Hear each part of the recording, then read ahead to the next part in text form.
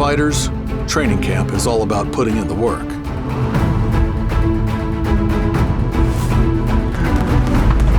30 segundos, champ.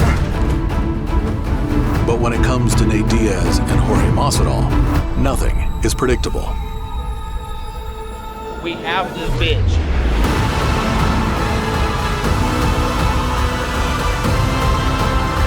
Oh, Nate Diaz!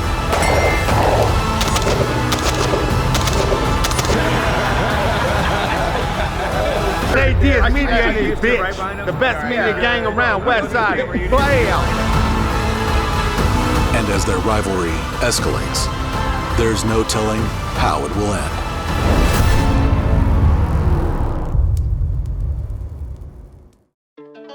A week before he meets face-to-face with Nate Diaz for the final time before fight week, Jorge Masvidal is in Miami, getting close to finishing another project that has been a long time coming. Ouch, man. Yo. Here it is. Ooh. Ooh, sorry, yes, Start up. We first met through another friend. We spoke about the car for a little while and the plans for it. And then all of a sudden it arrived on a tow truck. You got your air ride remote right there. Click it one more time. There we go. That's it. That's a car that he liked for a very long time. Love this bad boy. We've seen it in movies and stuff like that, so that's how it kind of all started. The engine is brand fucking new. The AC blows like a prostitute, so this shit's going, man. We're going places in this bad boy. Where we are? Where we going, huh? Where we going, Craig? We out? Inside the hood, though. Ooh, so the magic is at. There it is. So that's an LS2, all new lines, brakes, suspension, all black pulley kit, matched with the car, nothing too fancy. So, ready to go.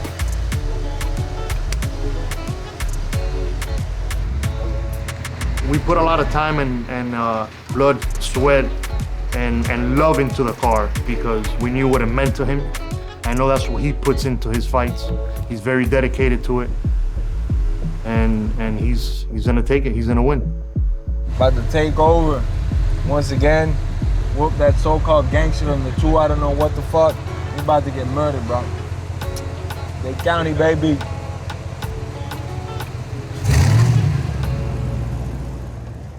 From whips to even bigger rides, decades of fighting have earned the reigning king of Miami a lifestyle he never imagined. We are in Dade County. We're in my city, Miami. Paradise, man.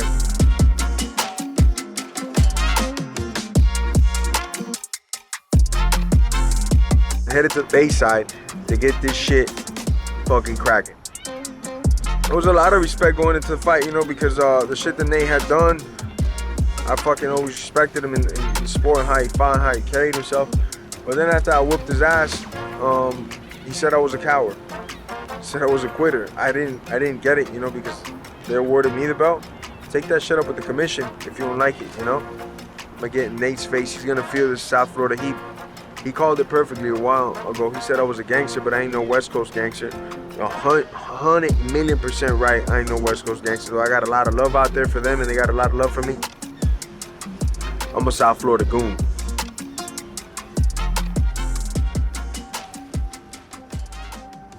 From Dade County to San Joaquin County, where Nate Diaz is also on the move in a rarefied way. Oh, we're all bougie now. That'd be tight too. Yeah, that's true. Remember when I used to never fly in these things? Who's the real DMS? I know what it is. I don't need no belt. That's the bitch motherfucking belt. Bitch motherfucking belt. And you created the belt. The man they created the UFC's first ever BMF belt for is leaving the 209 for a few days, as Team Diaz heads to the land of the OGs, and LA comes calling.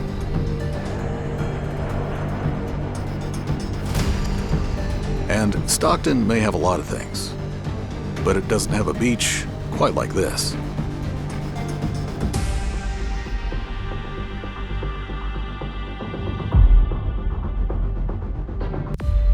camp's going good. We're doing a lot of sparring, a lot of stuff at home for about a good month and a half, 2 months. Just kind of getting stagnant at home, kind of sparred everybody around, and been in the gym too much, so we came out here. Ernie helps me keep my feet under me and makes my legs work better. At some point in every fight, there's a moment of truth. It's in this deep water where each combatant proves who they really are. For Nate Diaz, his elite stamina and vicious closing instincts have proved dangerous to every foe. Yet, when it came to the BMF title, he never got the chance. The championship rounds stolen from him. And now, he wants them back. It's like, if we're gonna fight, we're gonna fight. We're gonna look at each other. Don't fucking look at me, don't talk to me, don't none of that. Let's just fight. I'm done with all the bullshit, I'm ready to fight.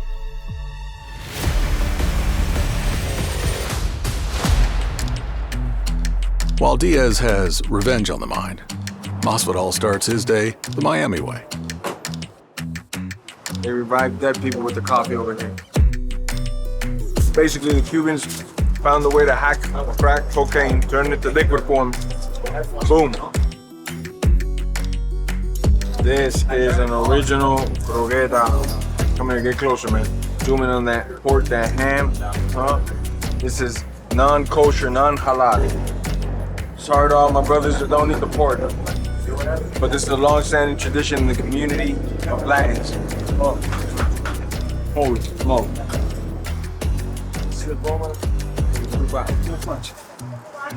Oh, thank you very much.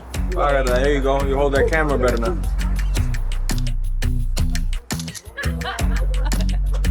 Do you have the permanent market, please? Thank you. While Masvidal's day starts in Miami, it ends in New York. As the BMF steps to the mic with fighting on his mind. There's Robbie Fox, Jack Mack, Big Ev. We are here with Jorge Gamebred Masvidal ahead of his fight with Nate Diaz, the second fight against Nate, first one in the boxing ring. I am curious, you fought him years ago at this point. Do you feel like he's a different fighter in the sense, like, are you watching the film of him against Jake to prepare for this fight? Or are you like, nah, I knew what I was dealing with last time. I know what I'm dealing with this time. Definitely watching the film. Nate, you know, in MMA, he never like really evolved as far as like, he's a good boxer, great on the ground with his jiu-jitsu and stuff, but he didn't want to add much more than that to it. You know, he's like, I'm not taking nobody down. If they try to take me down, he's 209, I'm something. Pretty good impression. Never wanted to like wrestle nobody, never wanted a kick, never wanted a knee and elbow, you know? So I took notes of that. And in boxing, it's the same thing. I see a lot of things that where he's still kind of the same guy and that I can take advantage of it, you know? Do you regret retiring when you did? Shit, man. Between injuries and stuff like that, I was like, maybe it's time to hang it up, you know?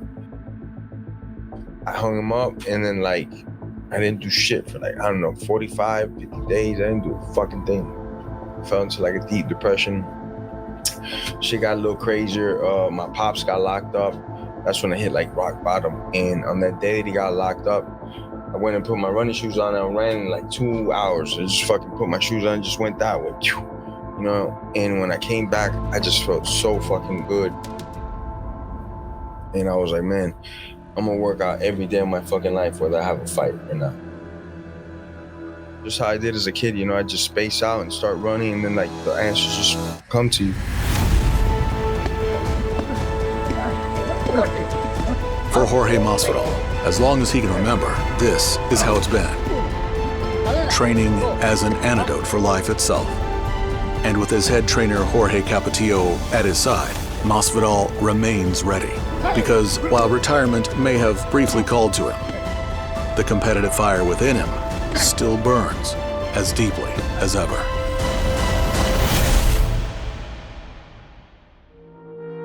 For Masvidal and Diaz, a final press conference at the site of their upcoming blockbuster bout means it's time to once again see each other face to face.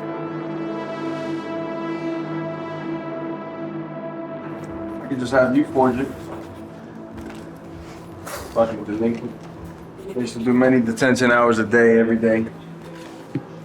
in school. Then have me put Jorge Masvidal, won't stand up out of my chair and walk around the school without permission. Jorge Masvidal, all that shit. So this right here always gives me trauma, man. I ain't gonna lie. But it's for the fans, so I love you, motherfuckers. While backstage it's cordial as Masvidal and Diaz just miss encountering each other as their pre-press conference obligations are met, things have been simmering between their teams in the build-up.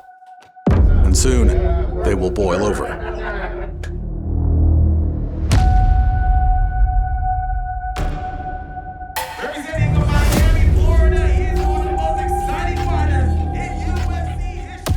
It's been a feud building over 4 press stops, 3 historic rounds, and 1 BMF title, all of which ultimately add up to bad blood.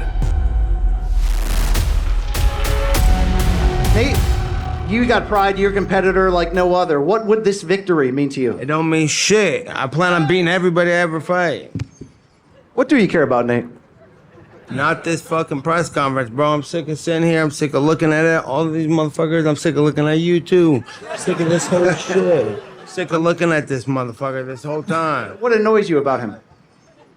That I ain't never tapped in. He's talking about jiu-jitsu and he tapped in a pro fight. How about that? That probably bothers the fuck out of him.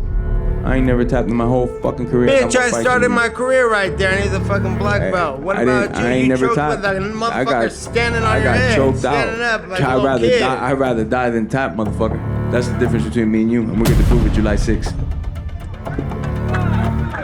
I'm out. I'm good to see everybody. Peace out.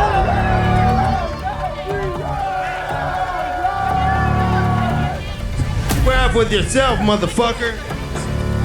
The moments following the final press conference proved chaotic, with Jorge Masvidal caught up in the middle of it, as well as his trainer, Jorge Capetillo, when Team Diaz escalates.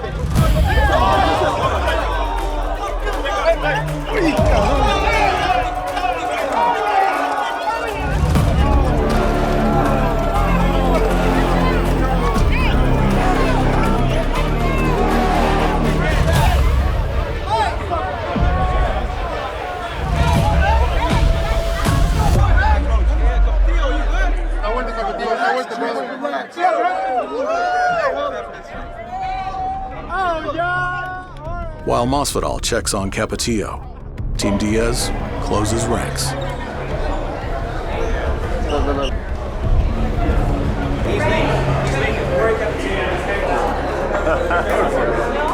Fuck you looking at? Come down and get your fucking asses whipped in. Sorry, motherfuckers.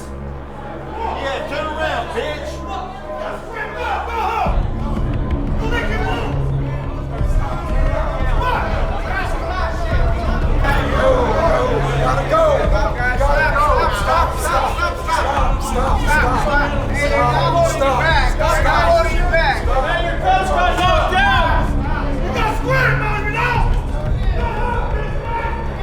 You guys crossed the fucking line. So whatever happens from here on out, it's not even on me. It's on you motherfuckers. I would never disrespect somebody's coach. Bunch of groupies. That's it. Ultimately, the score will be settled on fight night, when both fighters will walk into this same arena with the intent to inflict maximum damage. For fighters, trainers aren't just coaches. They're like family, as the fallout from Anaheim echoes inside both gyms. What happened in the Honda Center, it makes it a little more personal. It really showed what kind of man Jorge is. He really showed up when I was down. He came and protected me and waking me up, taking me away, guys and stuff. So he will see that I was okay, you know what I mean? Make sure that I was okay, because we're family here, we come into a job to do, and sometimes circumstances get out of the line. I get it, but you can see who's there and who's not, and you can see in the video who was there and who was not. I can see Jorge more intense. I can see he's pushing harder. And I can see the will to win in his eyes. The fight spirit is in his eyes. So he's ready to die. Like he said, every man who steps in the ring, he has to be willing to die, and he's willing to die inside of the ring and get this victory.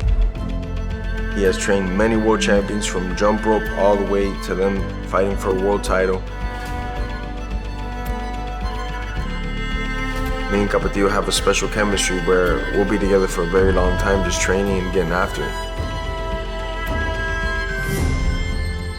I really feel it's a blessing that I got Capetillo in my corner.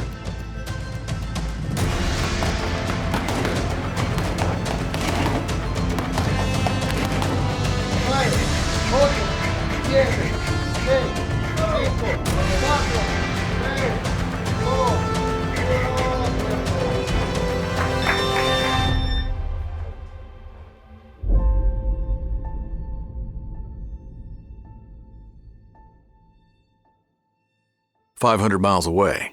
For Nate, it's Richard Perez that he's entrusting to ready him for the ring. Nathan, he's the type of guy that I really like. I'm impressed with him, is he can get ready in a week. We start off as boxing, hitting the bag and the mitts, and then he starts sparring. But those two things and running, it's the mitts and boxing, because the mitts helps build up your stamina and being sharp. The trainer's got to do it right. You just can't sit there and just pop, pop, move, pop, pop. No. I go in there and I train him like I'm his opponent.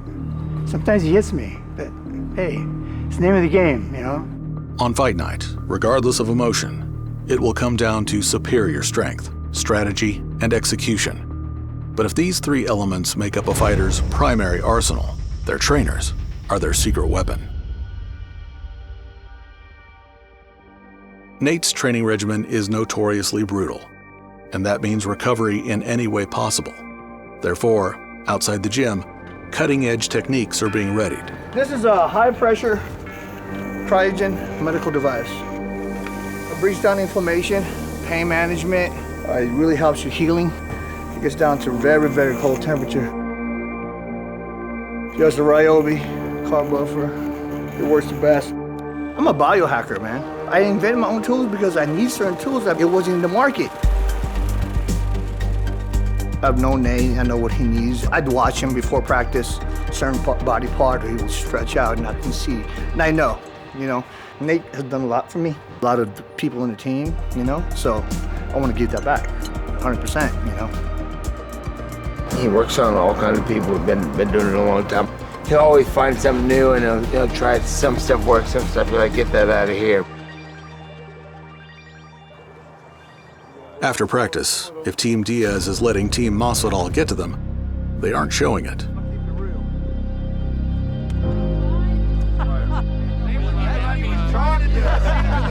I see the ring, like you in the mic, and I was like, here it comes. I had to say, hey, everybody else. So we all kind of stick together. It's a lifestyle. Everybody trained all day. A lot of the homies, a lot of the guys who train with me are all on call. Soldier style, If they need me to roll somewhere, I'm rolling. If we need them, we go. And it's untalked about or untold. Everybody just kind of rolls together. It is? I don't even know. Bro, don't act like you knew that shit. I didn't know that shit. What the fuck's wrong with this guy? Good on. And share, I'm hungry. You already got yours, we got to share. As training camp comes to a close, in the high desert, Jorge Masvidal meets up with longtime friend Sean Strickland, who shows him his preferred way to blow off steam before fight night. Came here with the real-life Terminator. Work. Real fucking work. Let's fucking go leave that arsenal and shit. Sean's ready for the apocalypse and then some, man. Waiting, dude. Zeroing a 308 at fucking 20 yards should be a fucking crime. Now, Jorge, let's see hit the 2. Let's see. You know how to hold a gun right.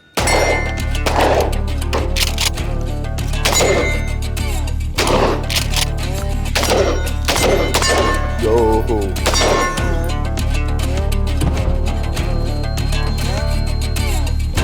Just give it like as fast as you can, like 5 taps.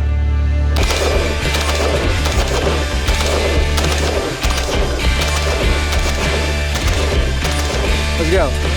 What the fuck? That's some fucking power.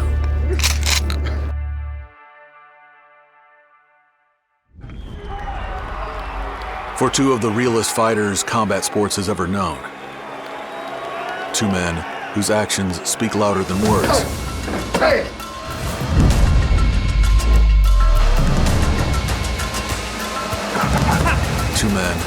more often than not, don't give a damn. Being the baddest means something. It means something to them. It means something to their teams. And it means something to their fans. And this time, it's personal. I'm busting his face up, man. South Florida style. I'm gonna play tic-tac-toe with his face. He's gonna have X's and O's all over. I'm gonna bust his ribs up. The first time they met, the chance for either fighter to land a knockout was taken away after only 3 rounds. Now, on July 6th in Anaheim, over 10 blockbuster rounds, the question of who's the true BMF will not be left undecided. It will be settled once and for all until only one man is the last man standing. I expect to face a ready guy who's ready to knock me out. I'm gonna knock you fucking dead, bro. Let's go. ¡Mueve, vamos!